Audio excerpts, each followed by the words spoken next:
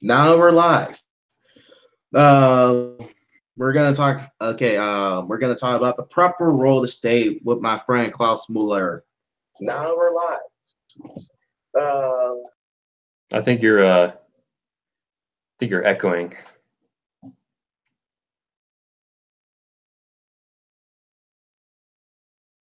Hello? Yeah, I just let the video on. Oh, okay. You gonna introduce yourself? Yeah, I'm Klaus Moller. Yeah, I'm just some guy. I don't really at the moment I don't even have an online presence because I've deactivated my Twitter because it's kind of distracting and I'm busy with school and work right now. Um, but yeah, so So, are you gonna explain your theory of the state? I get some water. okay. Well, okay. So the state is um,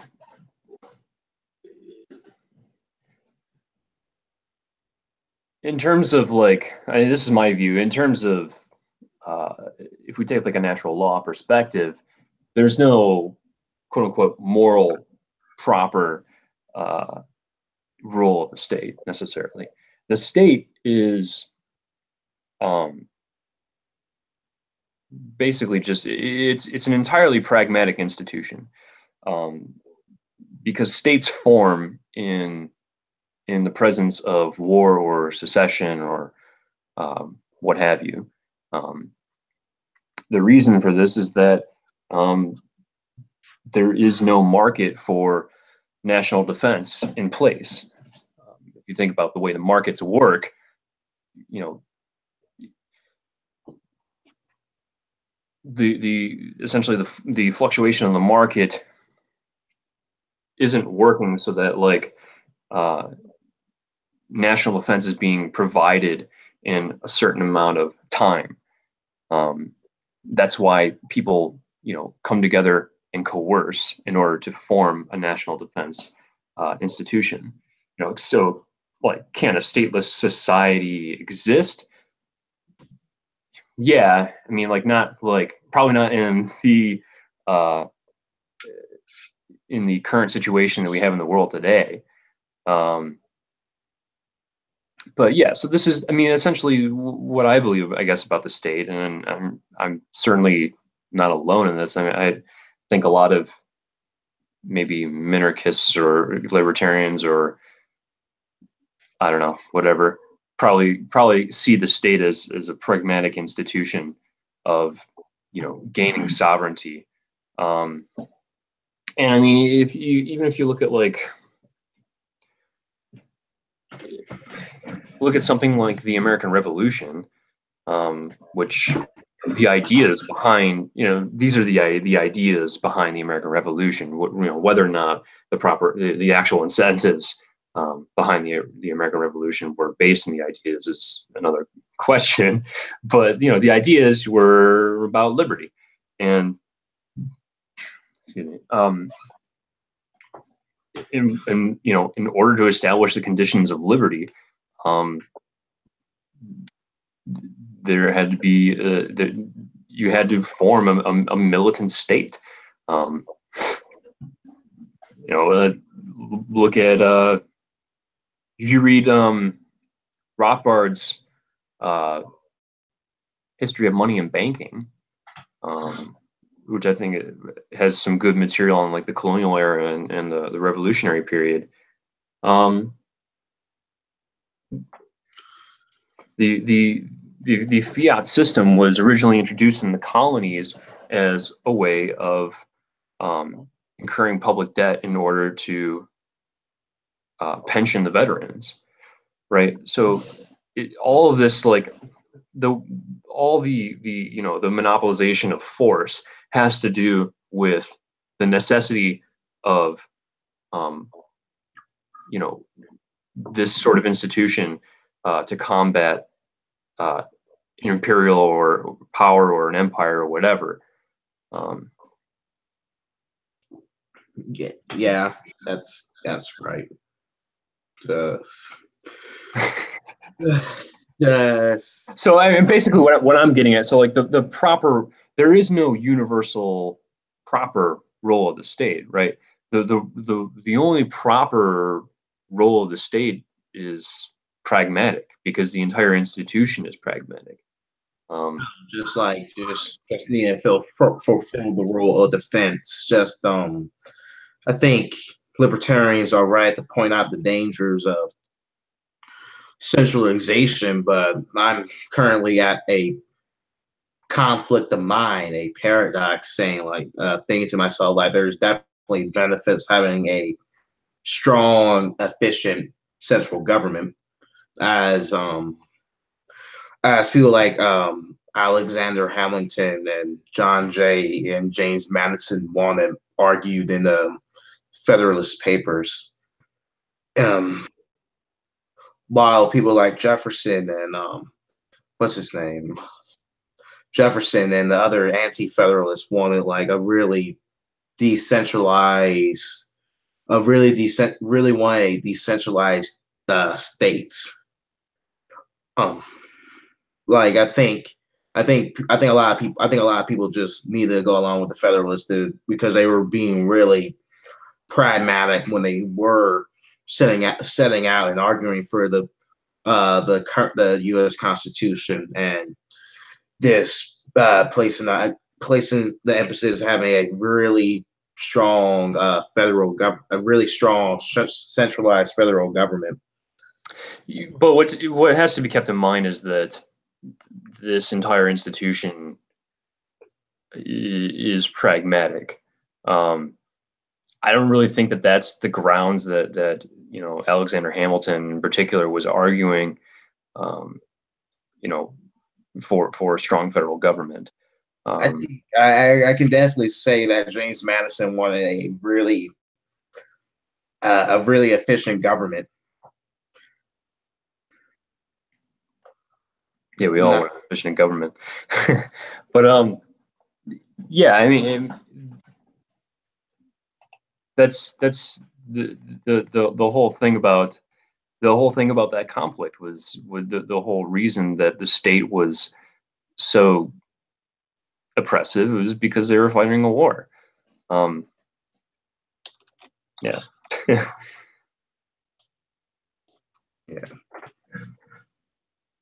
Yes, it's just what is like the limit of what the state can do, because I think libertarians are definitely correct about having that fear that the disdain for the total centralization of the centralization of power, that kind of that despotism that we can see in pretty much every existing governmental system. How can the people set up these institutions to make sure it doesn't become a despotic regime? On a long enough timeline, it's going to. I mean, that's the nature of the state, and then that's the nature of history, really. I mean, you're going to have states who are going to emerge and fight against imperial powers. In terms of combating, again, like, just try to get people in power who understand what they're there for, understand what the institution is for, understand that the institution is pragmatic. The institution exists because the national unit needed national sovereignty, and now we're left with this, right? In terms of like, the reason I say that there's no universal proper role of the state is because that's very very conditional. Like, what we can utilize the state for, in terms of pragmatism, is very dependent on the state. Like, what state? Are we talking about the United States? Are we talking about Syria? Are we talking about the UK? Are we talking about Russia? They all have, they all do have like different roles of the state and what it ought to do. Like United States compared to other countries, pretty right wing and conservative, while a place like the UK is pretty liberal and have a really active welfare state and a universal healthcare system. While Russia is also a very, well, not really liberal conservative state, but really a I don't know, a really, let's just say it's third positionist state. Let's just say that it's very third position, that they want to be this big dominant power in the world. And on domestic issues, I think they want like I just want like a very, I just think they want a very strong and concise leader on domestic issues. Like when it comes to the economy, where Putin said that he will focus more so on the economy, that he made these promises during his election cycle. Right now I think they're diverse. I think they're diversifying right now. Yeah, I wouldn't know what to say about Russia in particular. Like what should they do? Like what a Russian should want their state to be doing. I mean, I guess I have some vague idea, but I wouldn't consider myself, informed enough about Russian culture or their everyday politics in order to give them kind of an idea if there's any Russians listening. But in terms of the United States, I mean, the United States is very, very, very, I wouldn't, maybe not near decline, but there's a lot wrong. There's a lot of deep-seated problems inherent in the founding of the country that are manifesting themselves greatly today. And I guess the best ways to the way we can most efficiently use the state in a pragmatic sense that isn't oppressive or counterintuitive. For now, I would say to continue electing Republican Party members. I mean, that's the best thing we can do right now. The Libertarian Party has a lot of problems.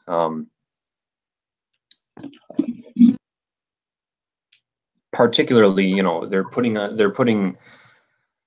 they want to, this is what the Libertarian Party wants to do, essentially. They've moved away from kind of Rothbardian, NAP kind of libertarianism to, I should say Rothbardian kind of like NAP, like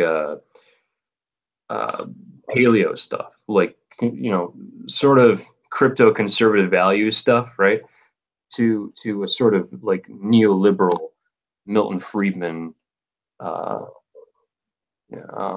saltwater economics kind of stuff, right? But even then, what I'm getting at is that their whole plan as a party, and this shouldn't be their plan. Their plan should be to get elected at a local level. That's not what they seem to want to be doing. They put so much effort into backing these presidential candidates that aren't going to get elected. And it's really counterintuitive. But what they want to do, they talk so much about operating at a federal level, and that's not the way they should be thinking about this. The way that we should be thinking about U.S. politics right now is very much at the state level. I mean, we're not going to get the Fed to be interested in decentralization. It's just not going to happen. And I mean, I think Donald Trump's presidency has acted as a huge testament to that, you know, because he was elected by, you know, a right-wing populist crowd that wants, you know, that's saying fuck you to the federal government. And what is he doing? Well, he's not really doing anything. He can't get anything done. The only thing that he's able to get done is what the people in the political establishment want done, which is partially in the interest of the American people, partially not in the interest, mostly not in the interest of the American people. But you know what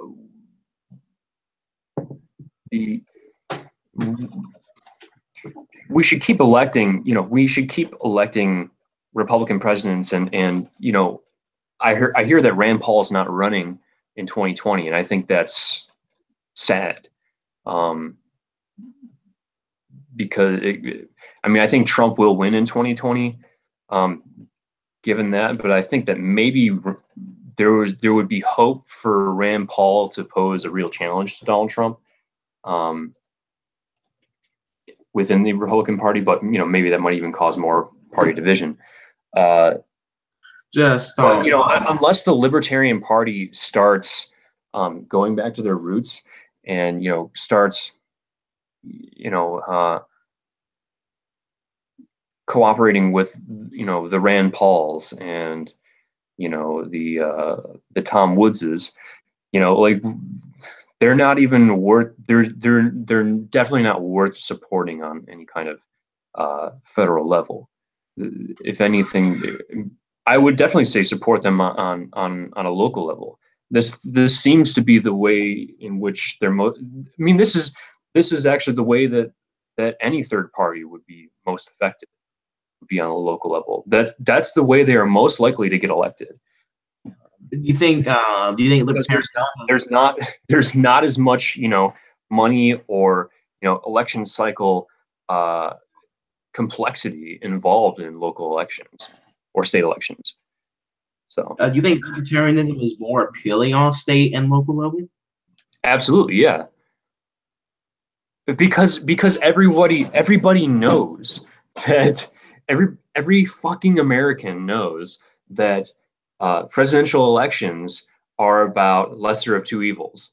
That's what it's been for fucking forever now. And so it's not about choosing ideal candidates. Whereas on a more local level, you have more of the ability to choose the ideal. You know, everybody thinks in federal elections, everybody thinks in terms of, you know, the Democrat or the Republican nominee are going to win. You know, regardless of whether or not people support, you know, the Libertarian Party candidate, which, you know, in 2016, if we were to rewind time, I would still not, you know, support Gary Johnson. I think that he was a fucking retard. But you know, this is the way that literally every American thinks about presidential elections. It's the Democrat or it's the Republican, and I have to choose the lesser of two evils. You know, is that the right thing to do? I don't know. It's the practical way of going about it. I don't know. Like, if I was able to vote in the 2016 election, I wouldn't vote for Hillary Clinton or people like Hillary Clinton, Bernie Sanders, but I would definitely you wouldn't have voted for them. You said no, I wouldn't have, but I probably would have voted for someone like Ted Cruz or Rand Paul. Like, I think Ted Cruz is like a rather underrated candidate. I just don't. I think that Ted Cruz is just a bunch of fucking hot air. He talks about constitutionalism, and I think he cares about constitutionalism selectively, but and not to mention that, I mean, he seems to he seems to have a slightly neoconservative bend on foreign policy too, at least from what I remember. But those neo. I was going to say, yeah. Well, I actually in 2016 I actually didn't even vote, for personal reasons. I don't like to. Well, one, I already knew that Hillary Clinton was going to win, or sorry, Hillary Clinton was going to win in my county, which she did, by a large margin. But they can't two, believe for the wait, what? I can't believe they voted for the she-devil. But honestly, I don't think she's. I don't want to get on mailing lists, so that's basically the reason I don't vote. Just I don't know. There's just like I don't know. Just like you said earlier, like each society has their own conception of their own conception of the proper role of the state. Like many European countries definitely want like a very big state, like a really big welfare state to take care of the needy, the poor, while the United States priorities is to get these people off of welfare programs by any means necessary, the least proper way. Yeah, I mean, the United States is literally grounded in it's grounded in a dialect between libertarianism and crony capitalism. It's everything you see today is a manifestation of Thomas Jefferson versus Alexander Hamilton. I mean, that's the way I view it, and then you have kind of progressive politics, but that came in later. But oh no, it could be the. But I mean, you can kind of see that you can kind of interpret that as just the product of certain Enlightenment ethicists like Thomas Paine and William Godwin and guys like that. But yeah, I mean, like in Europe, they the role of the state as central is more grounded in their traditions. I don't know. I don't know why the Anglos have a tendency to welfare statism. I really don't know why. But the Germans, I think the Germans pretty much share the same American the same American disdain for welfare state. I think they have I wouldn't say that. No. Why do you think that? It just seems like remember I'm remembering that like back in the early days, back in the late 19th century, like when Bismarck and his people implemented the first welfare state, like things like Social Security, like they just did it more so out of reluctance. Like they didn't really want to do it, but they had to make sure there wasn't going to be like a socialist revolution. Yeah. I think the Germans don't really view. Well, I don't think the Germans don't really view the welfare state to be as a virtue. And also they have this kind of like, maybe this is more of a, maybe I'm thinking of this as more rooted in German culture than it is. But the German culture is heavily rooted in nationalism and the nation state, and uh, I mean, you know, all the Enlightenment German thinkers were like super nationalists. They were all like, you know, Hegel and Fichte and Herder were all like the guys for proto-nationalist thinking. Um, and so, in that sense, I think they've always kind of been in favor of, you know, social safety nets, of, you know, preventing their society from um, having too much inequality of wealth. Um, Just but I think you see it more recently in kind of the like ordo liberalism kind of stuff, where it's like it's it's a weird and very unique. It's a weird idea, and it's very like unique to Germany. Um, it's this like free market welfare state kind of.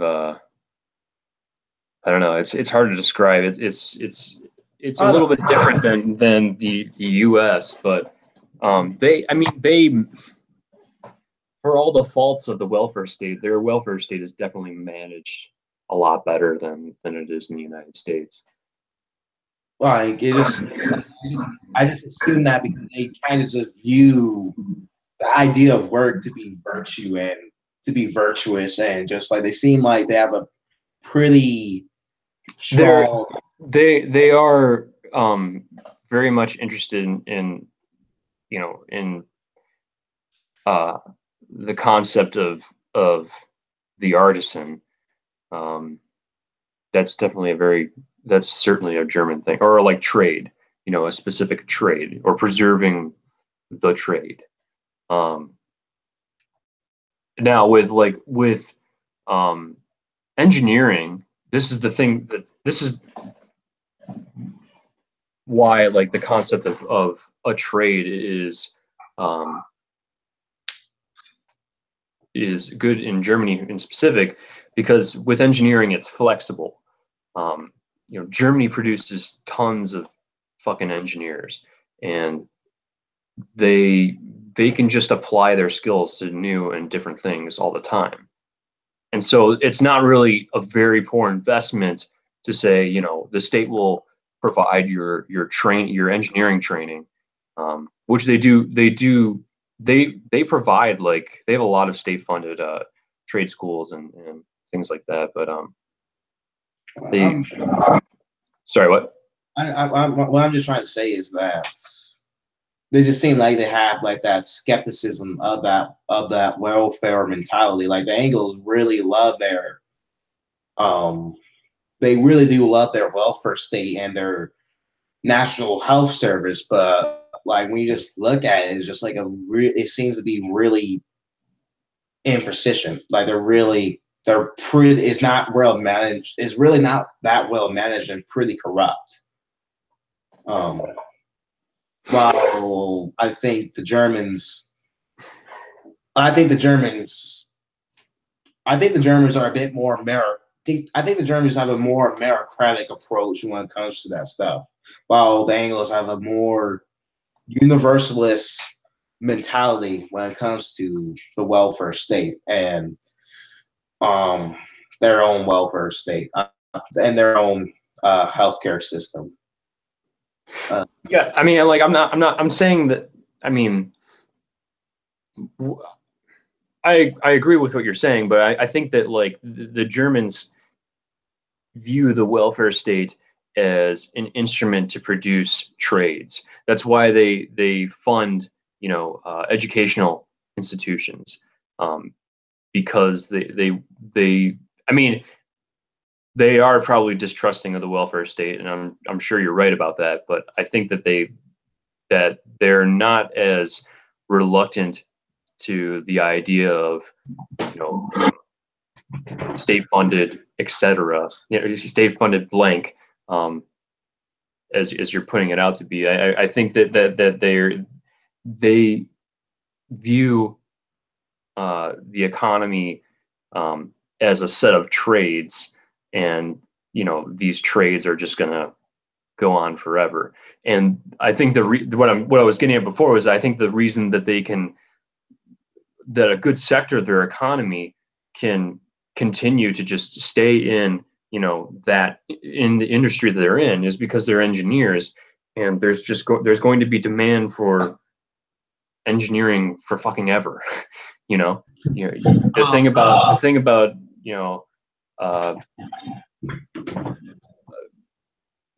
and the thing about any kind of like mechanical or electromechanical engineering is that like you can pick up other areas of the field pretty easily.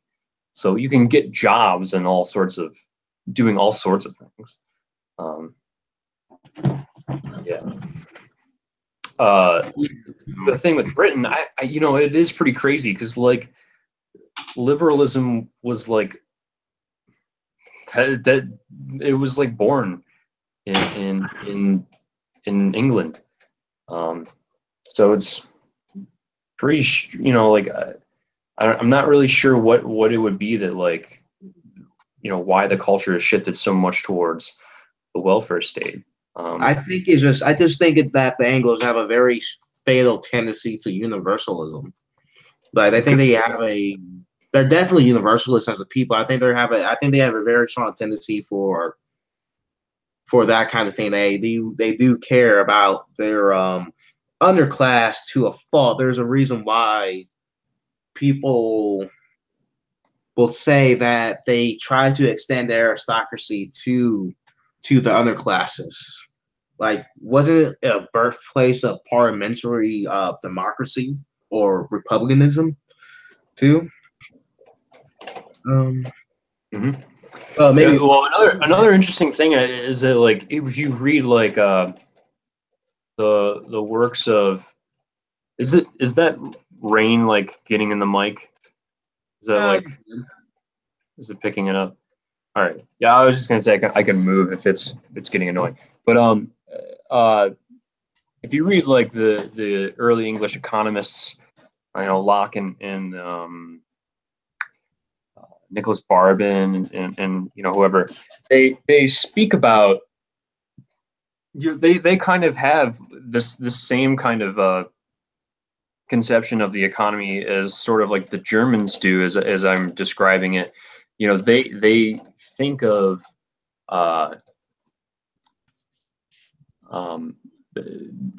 they wrote about the way they write about like different trades, and like how free trade will benefit all classes of people.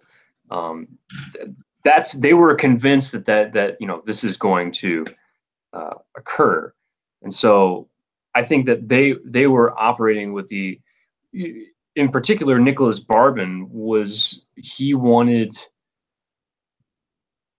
free trade for reasons of creating the British Empire as this great imperial island power,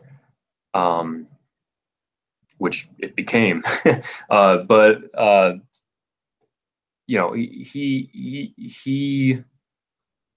the way that they discuss economics, they definitely have the lowest sectors of society in mind when they're talking about free trade, and liberalism and economic liberalism in general.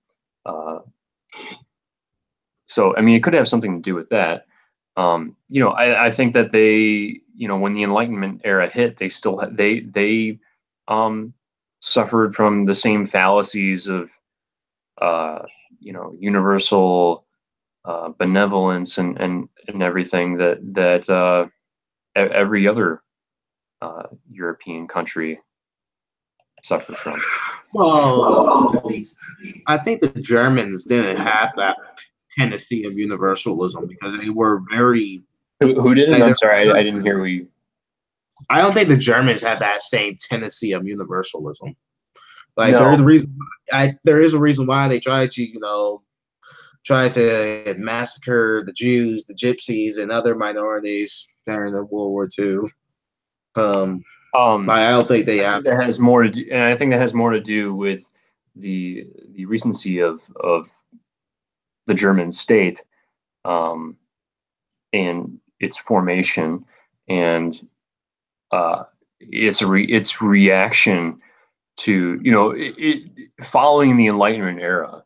Uh, you know, uh,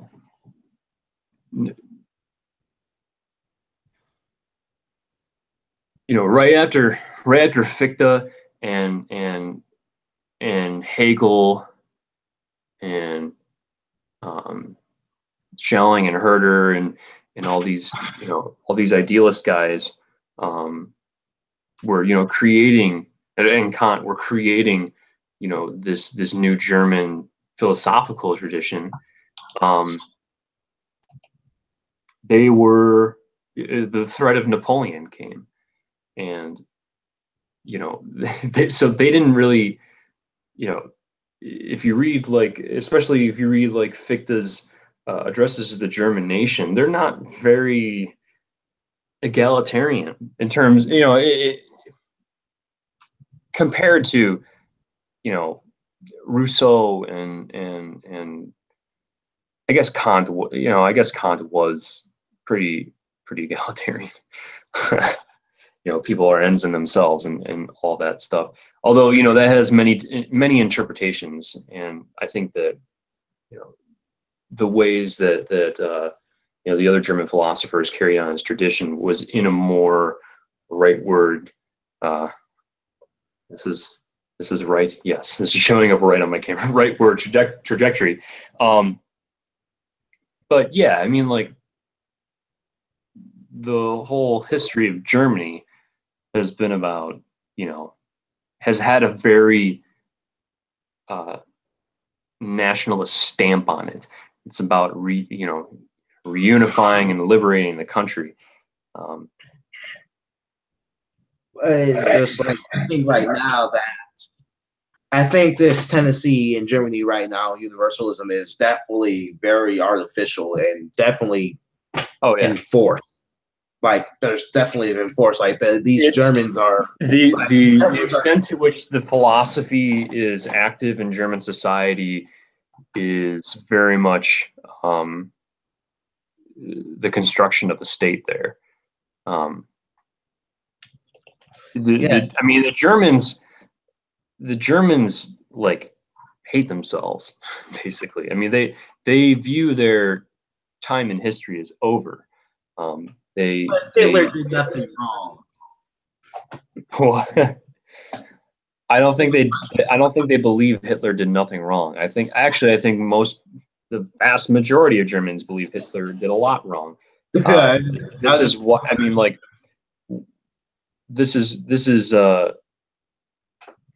essentially leading to the problem. They don't feel like they're allowed to have national pride, but they want to have national pride, and so they suffer from a kind of silent majority complex. And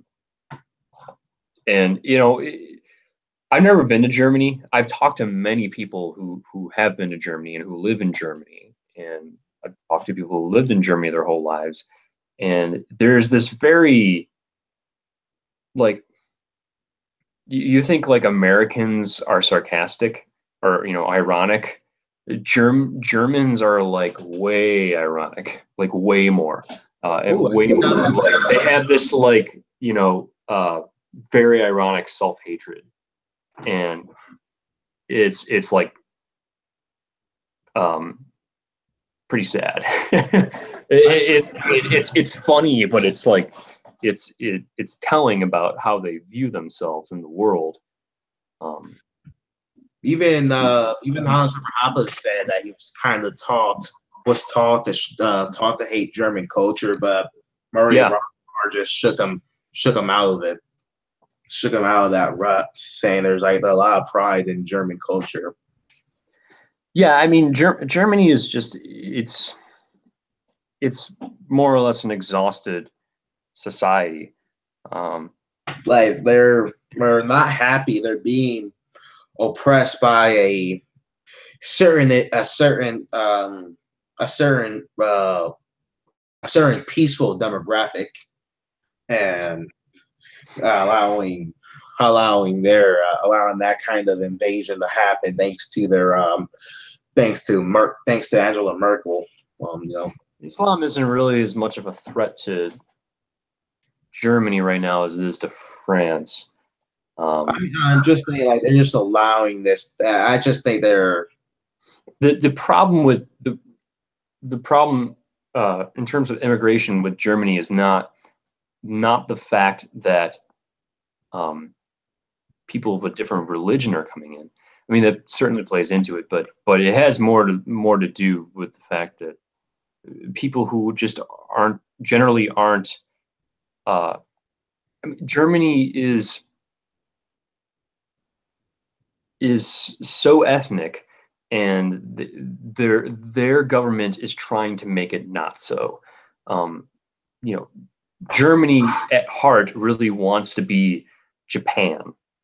You know, okay. It's okay to say we're racist and we don't want you people here. Oh, you people can stay here, but hey, you gotta be in your own tight knit communities. Tight knit communities while you leave the rest of the civilized people alone. If Germany's had the ball to say that on the world stage, that'd be amazing. That'd be really amazing.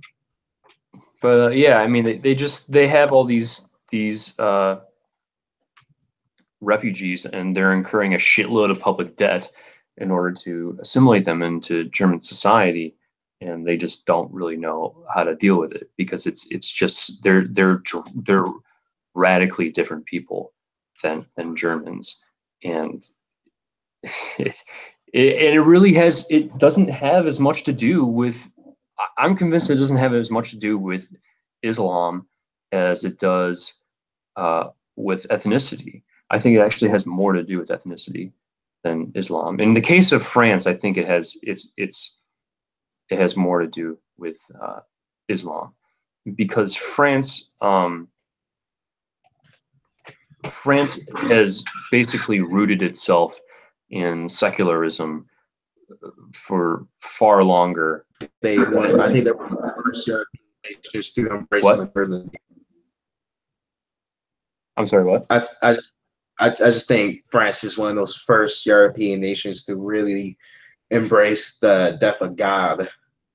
Yeah, and Islam is has the potential to fill this void in France than more so than anywhere else in Europe. I think maybe the UK combats them in this, but I think France is actually the worst. I have a for some reason I have a deep love for France. I don't know why. It's in your name. I really don't. Frederick Bastiat and Voltaire. I don't know why I like France so much. It's beyond me. There's France. Is it because I'm black? Has a lot of great and a lot of shitty intellectuals. The Tocqueville is one of them, and Bastiat. Just I don't know. Like, they have a very unique liberal philosophers. Like they kind of deserve their own category. Even though we're so they're based Catholics too, or at least they were. So there's that. Yeah. Also, are the French considered to be Anglos or Slavic? What are they? They are their own thing, man. They're French. That's it? Huh. The Germans are considered to be Aryan and Nordic. The English are considered to be Anglos. The Spanish are considered to be Spanish, and pretty much all of Eastern Europe and Italy are considered to be Slavic. And the Frenchies are their own thing. I mean, I'm no expert on the genetic divisions of these ethnic groups, but I'm pretty sure that the Western European countries, as far as I know, are have greater national divergences than the Slavic countries do. As far as I know, I mean, I might be wrong on that, but interesting. Just okay. Let's okay on Russia though. That's big, complex nation state. Actually, Russia. I think Russia is actually pretty diverse as a country. Um, Yeah. yeah, they're pretty diverse, and just like I don't know because their history is sort of complex. It's like it just seems like they don't know what they want. They tried. They tried. They seem like they have a tendency through. They seem like they have a very strong tendency for authoritarianism. You know. Well, I'm gonna pee really quick, but I have something to say about that. So I'll be right back. Sorry.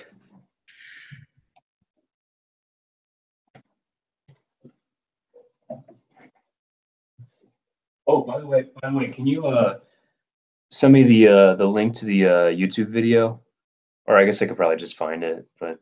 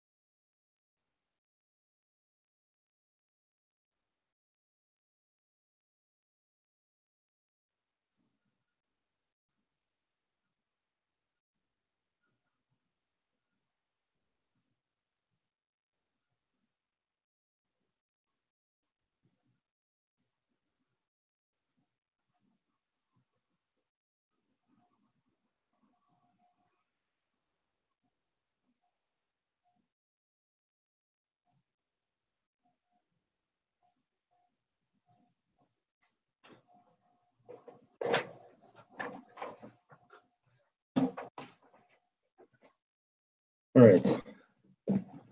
Did you send me the link to the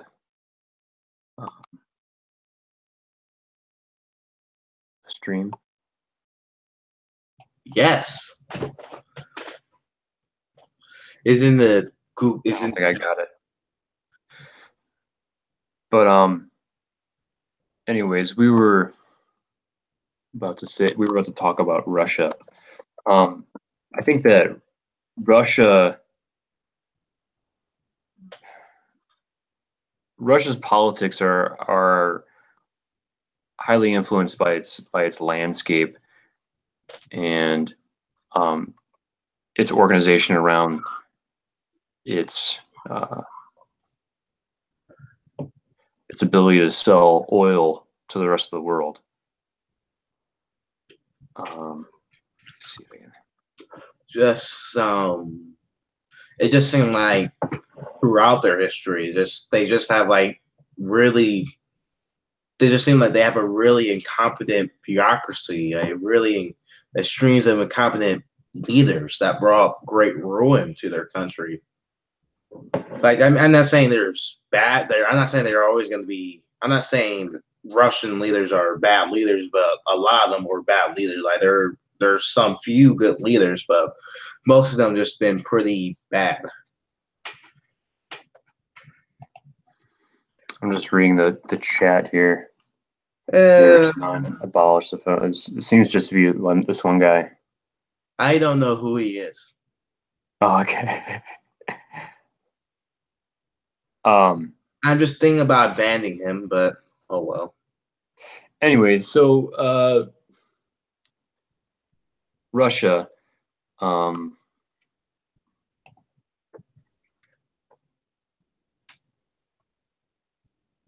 Do you have something to say? Sorry, I was just trailing off there. But yeah, Russia is it's all of its political activity to me seems like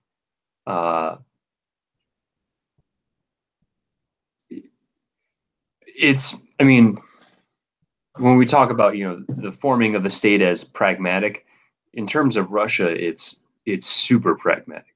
It's like, tenfold.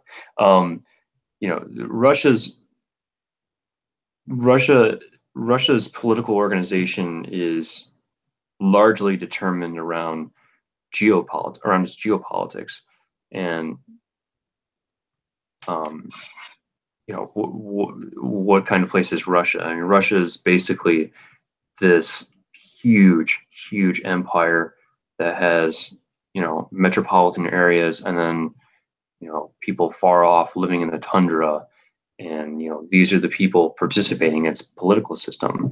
So I mean, you have kind of a similar And they have a tendency to get invaded. what? They also have a tendency to get invaded. Yeah. It's this very hard to manage project that has a lot of um, it's pretty diverse. It's not the United States, but it's diverse um, in roles, and in maybe not even diverse is the best word. Just there's a huge divergence between like the metropolitan culture and the rural culture that is wider than you see in the United States, for instance. In the United States we have metropolitan kind of cosmopolitan Democrat progressive types, and then we have the right populist farmers and people living in fucking Wyoming. And this is a pretty, this is a huge difference in culture. But I think it's even the equivalent situation in Russia is even more divergent, and I think that's been driving a lot of their political conflict throughout their history, especially throughout the past 2 centuries. And let's talk about everybody's favorite country, China. Let's see. They organize their politics based on, at least their internal politics on Confucianism, and just China is definitely very interesting since they already view themselves like a world. They already view themselves as a world empire or middle kingdom. Like they had a very similar mindset to the United States, that they're very expansionist and have a very special world in the world. Chinese exceptionalism. Yeah, and also they explain why they're very racist too. Yeah. I mean, like just basically all Asian countries are pretty racist towards different Asian ethnicities, but I think the Vietnamese pretty much hate the Chinese, and vice versa, and the Japanese and Koreans too. I think the Koreans hate both the Japanese and the Chinese. Yeah, it works multilateral. It's multilateral. It's not just like I said, all these Asian ethnicities are pretty discriminatory towards one another. I mean, it's like anything else, but maybe perhaps more amplified. They're just more so explicit about it, while Europe and the West is just like kind of just bubbling under the surface. Anyways, to get back to the topic of our conversation, because we've kind of drifted way away. In terms of like to return to Russia, in terms of the role of the state for Russia, I mean, I know I already said that I don't really have too many ideas about what they could do, what would be in their interest. I don't think Russians have interest in liberalism in general. They view it as fucking toxic. Like remember they have like, there are, metropolitan types like your Gary Kasparovs, right? But I don't think that, I think the vast majority of Russians are opposed to that. That which presents itself as like very mainstream in Russia, like the kind of like Pussy Riot, Gary Kasparov kind of, liberal Democrat, opposition to Putin. I think that like, the U.S. and the West portrays that as more culturally relevant than it is. I think most people in Russia are happy with Putin because he's very practical. And I mean, so in terms of Russia, what they can do in order to not allow their state, I think their conception of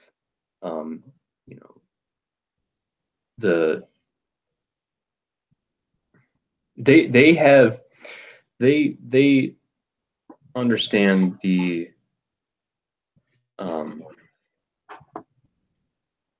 role of the state on a more fundamental level. I mean, I think they realize more than people in the West that the state is a pragmatic and thus and thus an institution that has to exist. And so they're not going to fight against it, but they want it to be utilized in the way that works for the people, that works for everyone. So just I don't know, it sort of makes sense why they have a distaste for liberal democracy and liberalism, because they did try. I think they did try. I think they did try liberal democracy back in the early 1990s for their civilizational collapse, their disintegration of the Soviet Union. But that just I mean, liberal democracy just allowed central bankers to come in and just fucking ruin them. I think they just don't want to return to that state again. They really don't want to return to that state again. They don't want to face that civilizational collapse again. This is why I get rather frustrated when people claim that Putin wants to restore the Soviet Union. Like, I think that's just taking it to a bit extreme. I just think Putin just wants to restore that sense of national pride, that sense of nationalism that people had back during the Soviet Union days. I don't think he wants to restore the Soviet Union to its fullest extent. That's not a possibility anymore. But the possibility for Russia is to be a regional hegemon or to be a superpower, because they do still have some superpower status,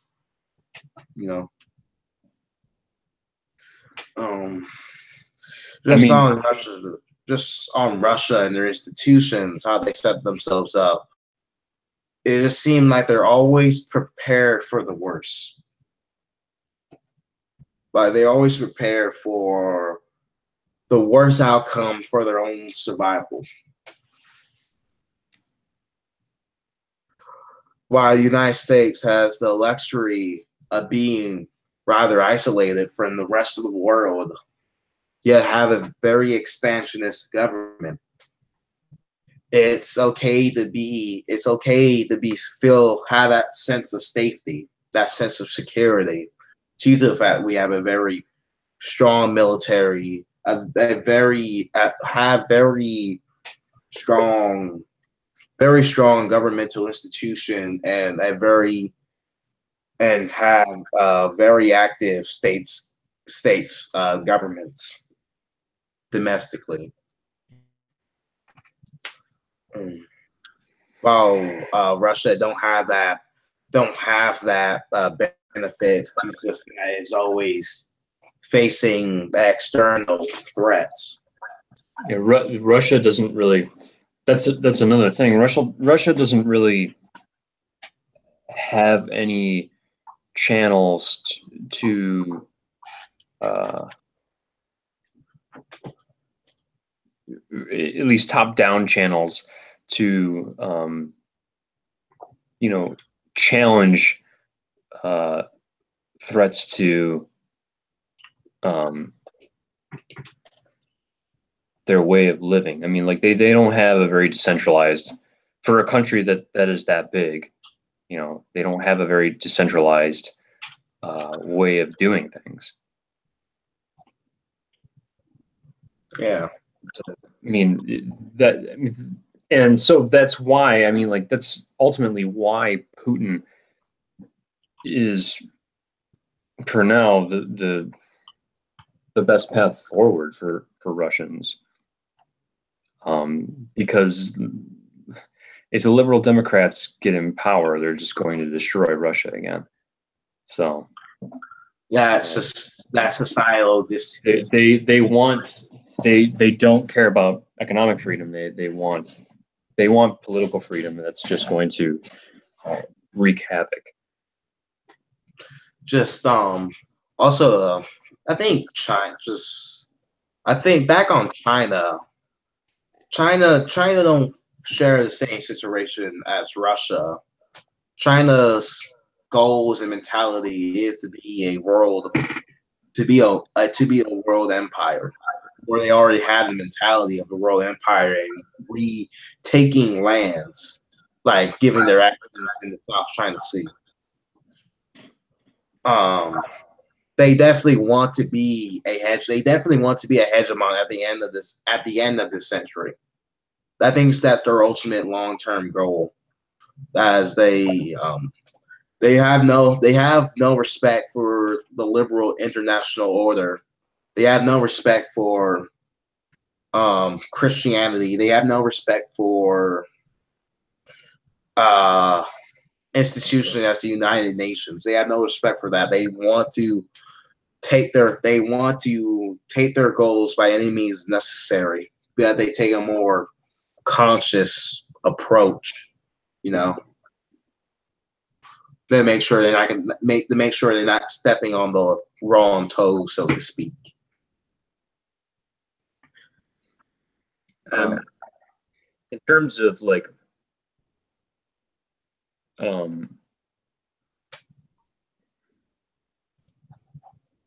mean, the Chinese interests are obviously not really my own interests or your own interests necessarily speaking, but yeah, I want to live in America. In terms of what they can do, I think they're on the right path for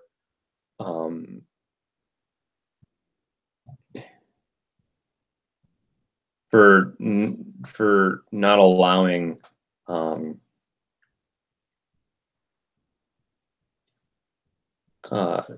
disastrous kind of like democratic institutions into their society. And I think they learned from Mao how bad this kind of stuff really is. I think they've been totally turned off by it, and their whole idea now is to push economic freedom, prioritize way more than political freedom. And I think that's the way to do it. But Yeah, so I mean, for the most part, I think they're on the right track. They could probably do some things differently, but um, Hey, they're Chinese. Hey, they're Chinese, man. Like, don't trust the China man. Essentially, yeah, I mean, like, I don't think they have the. I mean, people talk about how bad the United States is right now. I think that China would, once China becomes the global hegemon, I think it will be infinitely worse. Not infinitely worse. It will be worse for the rest of the world. I don't know. American power versus Chinese power. Let's see. American China power. has the illusion of trying to reserve human rights and want to have military interventions to protect people human rights, but that's proven to be not so practical in recent times. And the Chinese are willing to commit They genocide. want to imperialize for their benefit. We They want to become an imperial power for their benefit. Whereas the United States, there you can consider the interventionist foreign policy to be the product of business interests and uh, um, religious interests and ideological interests. Um, the latter two falling into the kind of like neoconservative, people who are justifying all this stuff.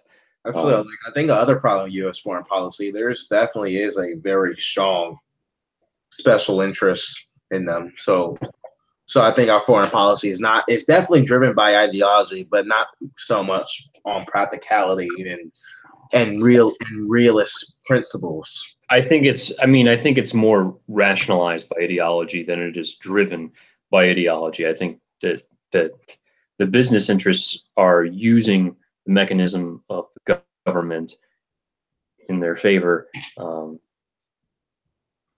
And I mean, this isn't saying anything bad about free markets. This is actually saying something bad about the existence of the state, which is more interested in creating war than uh, you know a non-state private defense, I know. private national defense. But Raging war seems to be a really profitable way to for the civilian population to obtain never before seen resources or capital, so they could transform them in the market economy. It seems to be rather profitable. I'm not saying this is a good thing. Just making an observation. Right, there's a reason why the United States back in the '90s invaded Kuwait to protect their oil interests, but at the same time they did supposedly save the civilian population from the tyranny of Saddam Hussein. Supposedly, I'm not sure about that, but hey, I haven't heard. I don't. I think that the situation that was created that was far worse than Saddam Hussein was. It's just. I mean, I'm not trying to argue that Iraqis didn't like Saddam Hussein while he was in power. Like the majority of Iraqis um, didn't like him in power, but I think that they realized the importance of having him in power after his death, right? I mean, after the creation of that power vacuum. Like the United States tried to nation build in Iraq, right? Yeah. Fortunately, a problem. More specifically, they tried to democracy build. Good old George Bush and his. Like as Stephen Walt pointed out in this book I just bought a couple weeks ago, is that a problem with nation building. It means that you inherit the problems of their government infrastructure. You inherit their internal problems, and it's even harder to fix since they don't know anything about how Iraqis govern themselves. But the thing Yeah, about the Iraqi, the thing about the Iraqi is that they cannot they cannot self-government. They cannot impose self-government. Democracy sort of implies that self-government, that will to the will to take control over your political destiny. But the Iraqis don't have that volition to do so. They cannot self-govern themselves. It's Pakistani reactionary has some rather interesting things to say about the Iraqi people. Sure, he does. Yeah, and he's back on Twitter, so I've had a few exchanges with him about the Middle East. I mean, he seems to be on the right track with that, with the whole region for sure. My friend Soldier Seven's commenting. He's a cool guy. He's a good guy. What's that? My friend Soldier Seven's commenting in the chat. Oh, yeah. He's a big Reagan fan. He's a big conservative guy, Berkeley conservative guy. And a private army. No, I agree that you can't just depend on a private army. That's, I mean, probably late in the stream, so you didn't hear what I had to say about private defense. But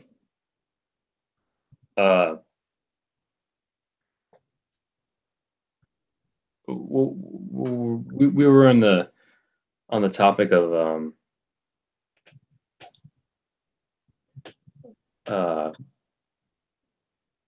I guess we can move on by talking about the utilization of the state in the Middle East. I think Americans, not just Americans, but I think the West they cannot just apply their pretentious universalism to the Middle East. They considering the Middle East have no volition to liberal democracy or liberalization or democratization, since they have very strong tendencies to be really collectivistic. There is a reason why a lot of them prefer socialism in the Middle East, and have a very strong military complex in the Middle East. Yeah, I mean, they countries that are being imperialized, or these big hegemons are going to target. They're obviously going to have larger, more influential states. I'm speaking influential on the domestic level, because of what they have to defend themselves against, right? You can think of,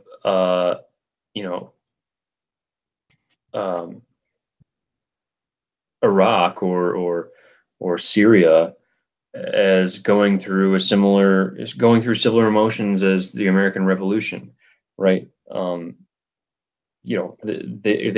demand for the state increases because there's no market in place for private defense, right? And people are going to go with a traditional institution of providing national defense, because that's what they know. It's reason ex post facto. This is what has worked in the past best. It would be risky to put our trust in a system that we've never tried when our lives are on the line, right? That's the whole thing with private defense. And so as I was saying earlier, like, the state is practical. It's pragmatic in its entirety. And is there a possibility of forming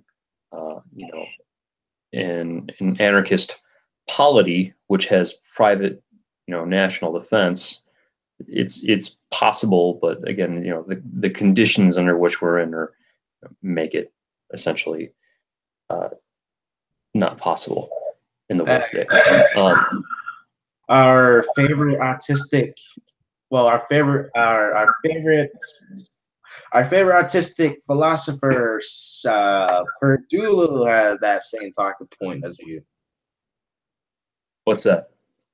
That it needs to, that the state and the story just need to have that type of defense. Like he really emphasizes that the state he really emphasizes to have the conditions that the state essentially is needed to have that militia to achieve some type of freedom, that assurance, Yeah, I mean, this is the whole thing is that a coerced system is going to form a military more apparently efficiently, right? Doesn't even necessarily need to be more quote unquote efficiently, provided. It needs to be apparent, and it will create a more apparently efficient way of producing national defense, because instituting a market for private defense would, we're trusting that the market will the fluctuations of the market will deliver the national defense in time for the conflict that will occur. This is the whole thing, is like, markets have fluctuations, and if the market doesn't deliver on time, this is the whole concept of it is risky, right? So the formation of the state is risk aversive. That's the whole point. I mean, maybe not the whole, it obviously isn't as logical as that in its formation, but the whole, ultimately the point of the state is pragmatic. People are going to go with what they know, in terms of if their lives are on the line. They're not going to set up an institution which imposes risk upon them, like a market. Yeah. Just do you think that due to the fact that the Middle East has always been, they always have a very strong tendency to be tribal, tribalistic and always be at war. Do you think there's going to be a chance to have that diminished threat of external outgroups, so it's external forces, so they can achieve to achieve a high trust polity? I'm sorry. So what's the question? Do you think that the Middle East will get to the point that when external forces is diminished, do you think they have a chance to achieving like a high trust civilization or society?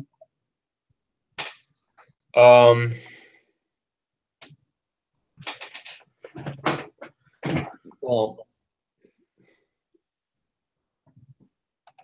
not really. I mean, they first of all, they don't really have the genetic material for that kind of thing. I mean, they're more likely to create civilization than Africans.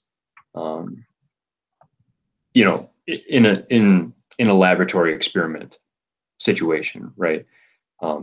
But obviously, I think Africa is probably going to develop more than Middle Eastern countries, aside from Israel, because there's less imperial pressure against them right now.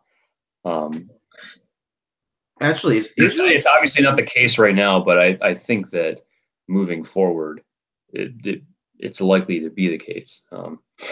You think Israel is technically considered to be a high trust polity? Because, from my understanding, they seem to be.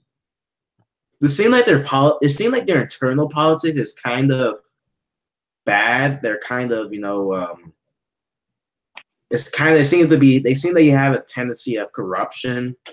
Like I remember a couple of months ago that Netanyahu um was in trouble due to the fact that something about his finances being dubious, and they're also their treatments of the Palestinian. Isn't that a sign of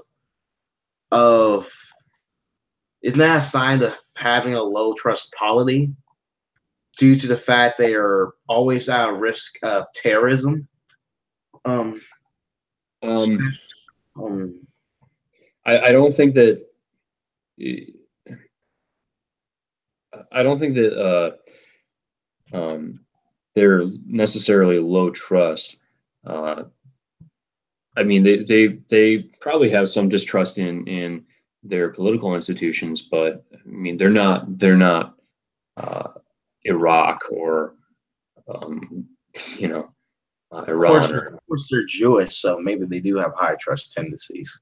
Well, the other thing is that they don't really sympathize with the Palestinians as much as one might think. I mean, I don't know. They might say they do, but at the end of the day, I think that they will, um, you know, side with the more authoritarian stance against Palestinians. It'd be easy. It'd be much easier if they're honest. They just want to command genocide. Like that'd be so much easier to say. Some of them do say that. Just come out and say that. But Well, not all, but I want to hear a government official I want to hear a government official to say that and say, "Hey, Israel is bad, and we must cut off military support from them." I just need that one government official to say that. Just that one government official. So funny. So funny. Yeah, I mean, I don't really think that Israel is low trust. I mean, I think Israel is probably as high trust as the most Western European countries, maybe. Yeah. Yeah. Do you want some? Is it okay? I mean, like, I don't think that, like, you say there's threats of terrorism, and I don't think that doesn't make them distrust themselves. That makes them distrust the Palestinians. And I mean, well, I guess if we're talking about Israel, the trust of the Israeli society is Palestine part of that. I can they consider Palestinians to be more part of Palestine, but I don't really think that factors much into their daily lives. I don't know. I think we have to keep in mind that they're very ethnocentric. They're very ethnocentric, and they have a very high social stability in London. They have a very high. That's why I think they're high trust for the most part. Wow. What? Something on Twitter. It's amazing.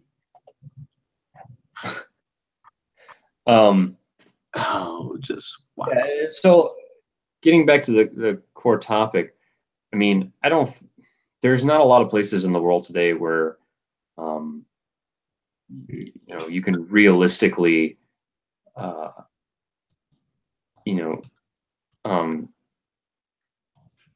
enact top-down state reform. In the United States, we have democracy. We have localized democracies, and so that gives us some fighting chance. But well, in theory, like we're competing, states should be competing for one another for jobs. I'm sorry, say that again. I'm not saying in theory states should be competing for one another for jobs. States,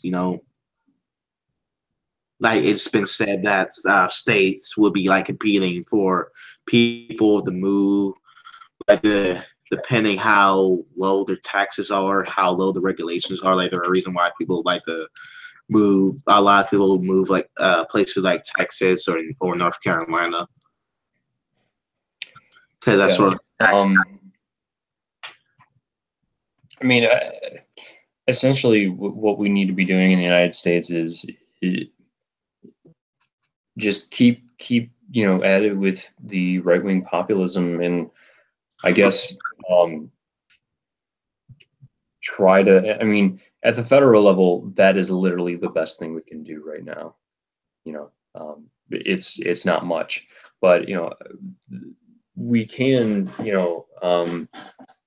keep pushing for secession and keep pushing for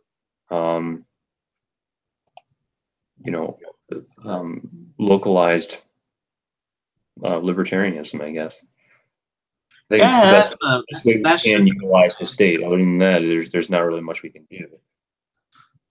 Well, secession seems like a viable option, but states generally have like a bad history with secession since like they're very like since there's very few successful secessionist movements. Mm-hmm. Well, I guess it depends in the political context. Like, didn't Scotland just secede? Scotland, didn't they see? Aren't they an independent country now? I think so. That's because that could be considered to be a success. But like, let's say something like Scotland seceded from. When did Scotland secede from the UK? I heard that somewhere, but I'm not sure. I don't think that happened. I'm pretty sure they. I mean, I think it would be pretty big if that occurred. I think I'm suffering from the Mandela effect. So, you ever heard of that? Let's see. I mean, I know they've been talking about secession, but I don't think they hate the Queen. Dang, they do. Yeah, I'm wrong. Scotland is still part of the UK. Yeah, they definitely. Yeah. I mean, I'm wrong. Talking about secession for quite some time. But well, allow them to succeed then. As well. Yeah, I mean, that's the problem with like the kind of like libertarian movements in the UK is that they don't really extend their beliefs to Ireland and Scotland.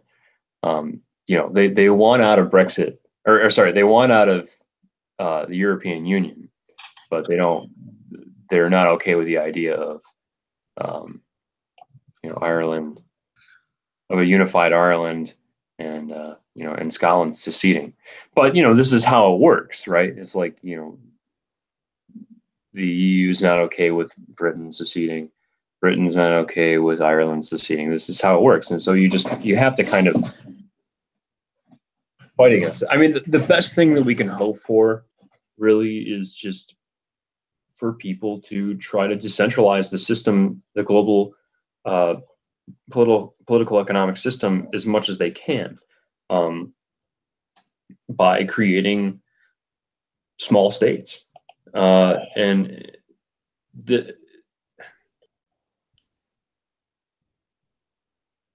the downside of this, right, is that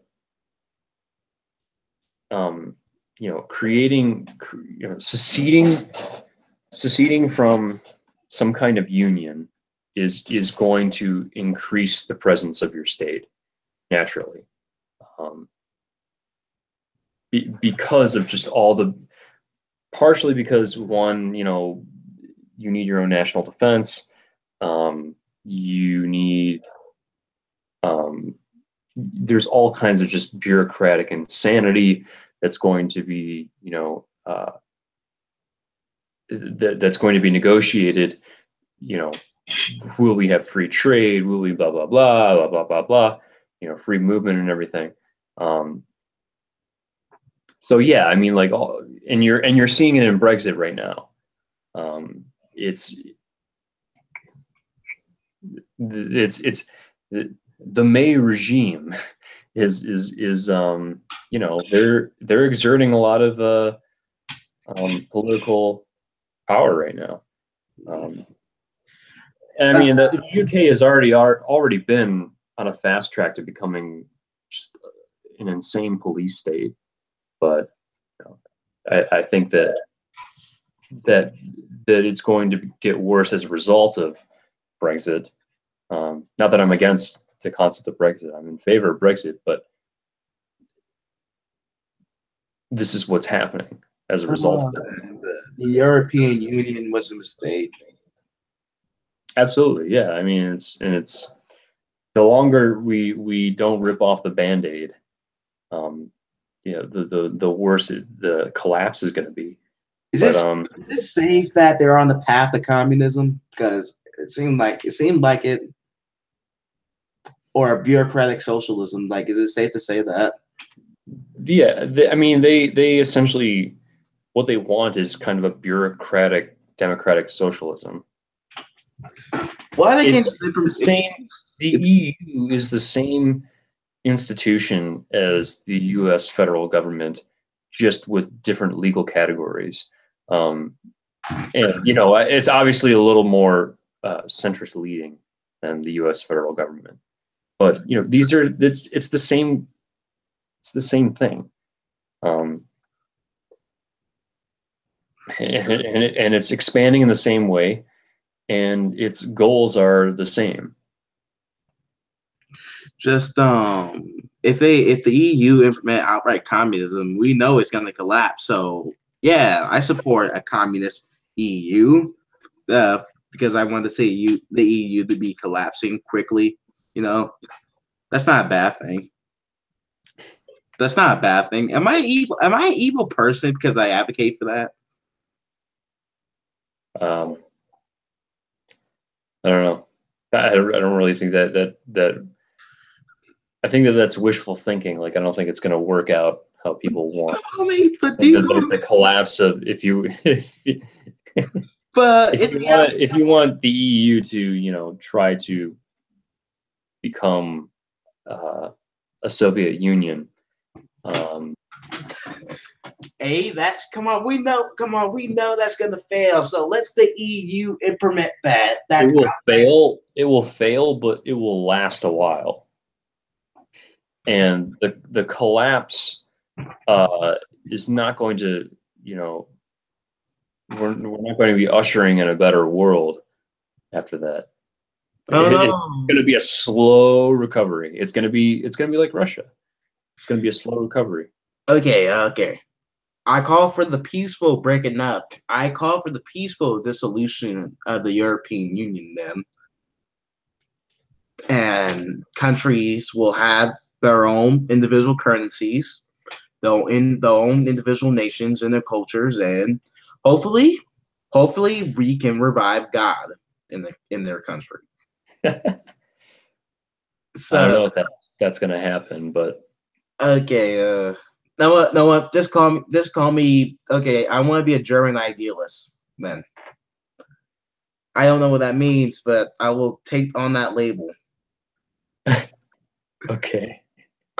Can you tell me what that means? German idealism? Yes.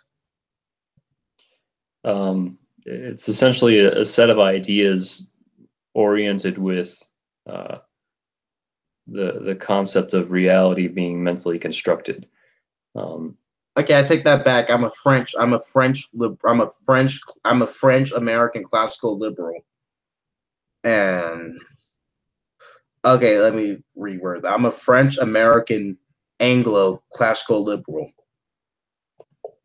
And I want to see the dissolution of the European Union and the reformation of German nationalism and French nationalism and a restoral of traditionalism. Hey, this guy in the comments says, what about Hong Kong independence? Oh, Hong Kong. Oh, Hong Kong should be their own city state.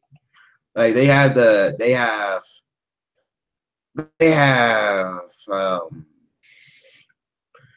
the commerce, they have the free trade, they're pretty pro free market, and they also serve pretty decent public services. I think their transportation system is pretty good. Yeah, Hong Kong should be their own city state. Too bad it's controlled by Beijing, but hey, all those things got sucky after 1997. But hey, oh, my am I echoing? no. Oh, okay. Why don't we wrap this up by, I guess, like just briefly summarizing like what we've talked about and like what would be, what is the quote unquote proper role of the state. Okay. Or well, I haven't really heard you share much about what you think about that, or if I mean, it seems like maybe you agree with what I'm saying here, but I'm not sure. I think the proper role of the state is just, well, I think the proper role of the state is the state should allow, it should recognize individualism, recognize the freedom of the individual and provide a very strong national defense. It seemed like the West is able to recognize the individual. So it seemed like it led one of the leading force of its prosperity. Yeah, I mean, I agree with that for us, right? Like I think that I hate to be in China right now where they have to beat you down and strip you of your identity and force you to be part of their weird capitalist communist system fusion thing. It's kind of the thing is, like in China or in Russia, there's not really any escaping the fact of the matter. In the United States, it's going to be difficult, if at all possible. But it's possible to create disruptive decentralization. Yeah, again, like there is no proper, in my conception, there is no proper role of the state. The state is an entirely pragmatic institution, and there's no universal proper role. The reason it is a pragmatic institution is because, well, there is no proper role aside from what it is originally created to do. And what it is created to do is to create sovereignty. And so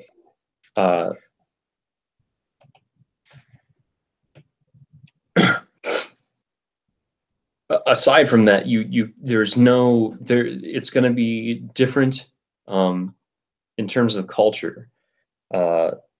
So the great thing about the United States is that it's rooted in this kind of libertarianism, and it's interesting because it's self-combating.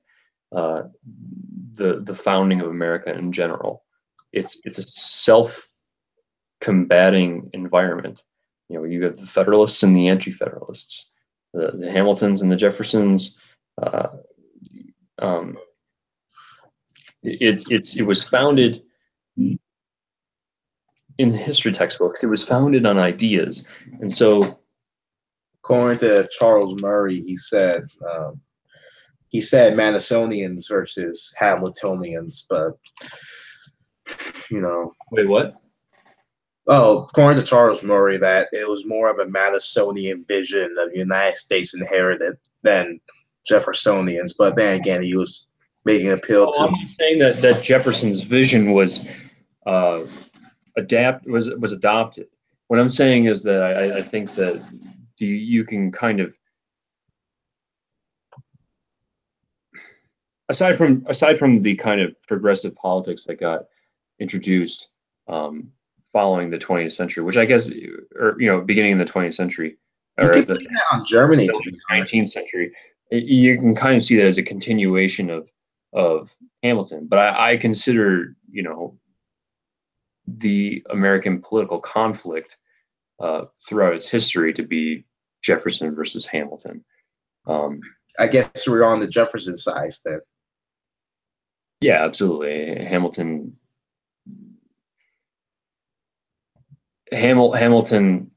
was a revolutionary figure, and that's why he was important. But I just sort of view Hamilton, the whole financial system of the United States, the reason it is degenerative and self-destructive, because it's founded on the ideas of Hamilton, and following him, it's founded on the ideas of Keynes. The ideas of Keynes that were imported from the UK. I guess the American Keynes was Irving Fisher. You ever heard of him? I wouldn't say that he was an American Keynes. He was an early. He created the foundations for Keynes to become popular. But he was like an early monetarist, and Milton Friedman said he was the greatest economist in America during the Great Depression. Mm-hmm. Yeah, I mean, he was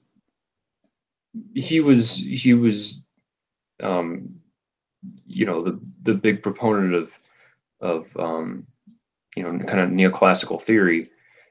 And what I'm saying though is that created the conditions for Keynes to kind of be adopted in the United States.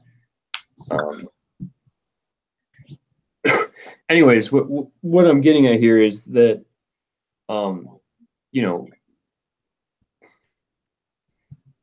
the state can be utilized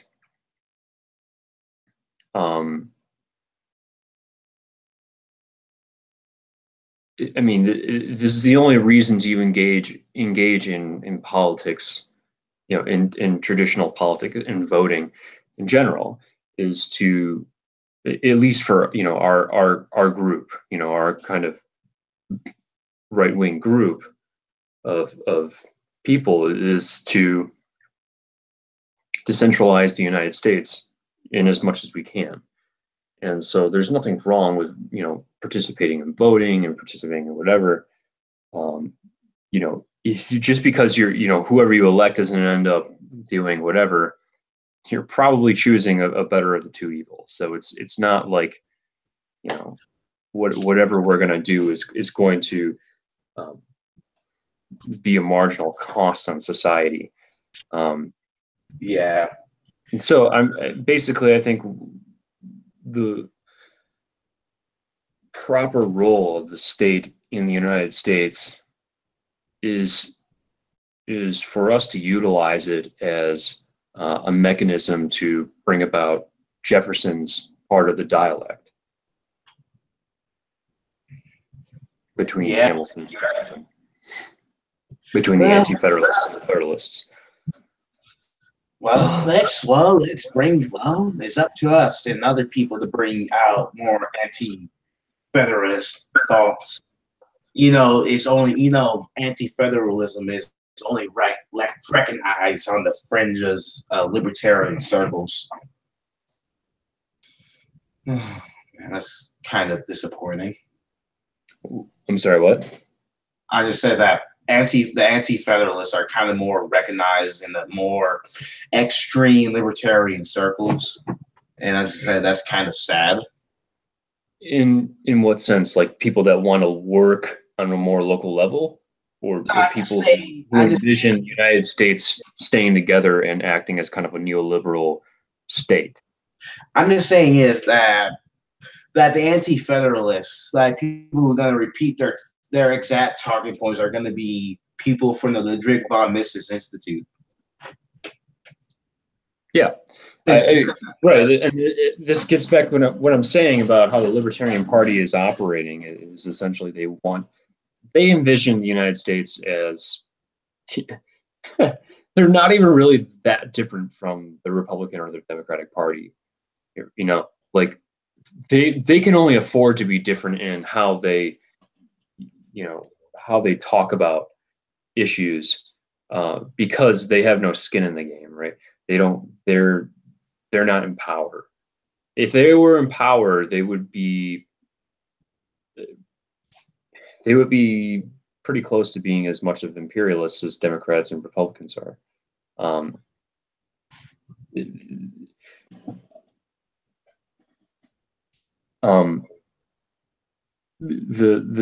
The whole like Chicago School, Cato Institute, this kind of whole like neoliberal faction of the libertarian. Well, I shouldn't even say it's a faction. It's literally the dominant mode of thought in the Libertarian Party, is that this thing is going to stay together. And so what we're going to do is operate at a federal level, decriminalize marijuana on a federal level, decriminalize yada, yada, yada on a federal level. Whereas what we need to, I think the better approach is to think about things on a more, they're more concerned with the economic aspects of libertarianism. And I think that's a mistake. I think that libertarianism is about economics second and about morality first. And so nationalism has to be a priority, and secession has to be a priority, and sovereignty has to be a priority to free trade. Yeah.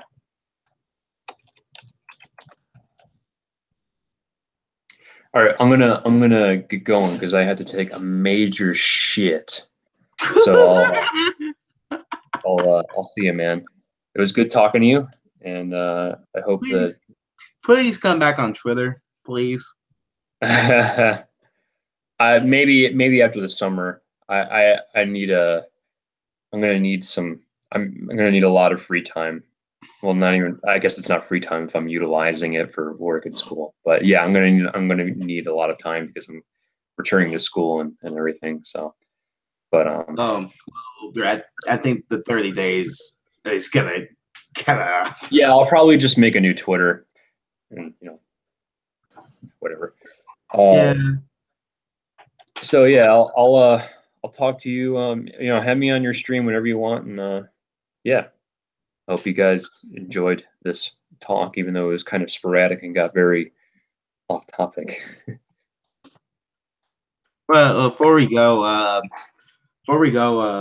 Soldier 7, James Madison was one of the authors of the Federalist Papers. Mm-hmm. Yeah, I just wanted to say that on stream. Okay, I hope everybody has a really great weekend, and see you on my next live stream with some random person I found on Twitter. Yeah, see you soon. All right. Okay.